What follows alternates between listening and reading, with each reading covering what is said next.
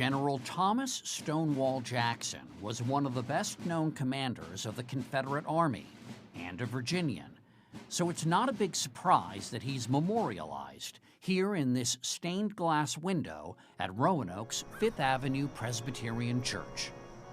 That is, until you meet its congregation. Good morning, Fifth Avenue.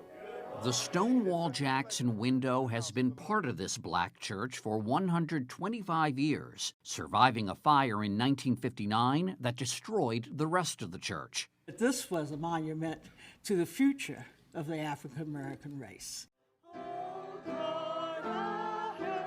But third-generation member Joyce Bolden says the window is not about General Jackson, but Jackson the man, who before the war led a Bible study for his slaves, including the parents of an early pastor. I believe it's being memorialized for what Stonewall Jackson was as a human being and as a man of Christ, of faith.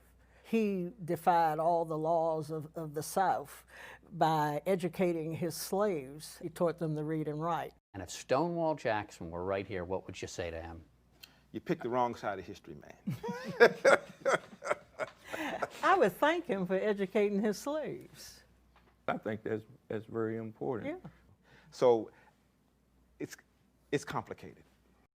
The conversation over the window continues. Joyce Bolden doesn't expect others to see it as she does. When I die off and there's no memory of the origins of this window, it probably will be removed. Until that day, she sees the window not as a tribute to the Confederacy, but as an unlikely connection to her own history. When I see this window, I see the past of the original church. I see it every time I walk in because I grew up around that window. Nobody else might not see that because they didn't grow up in the frame church that I grew up in.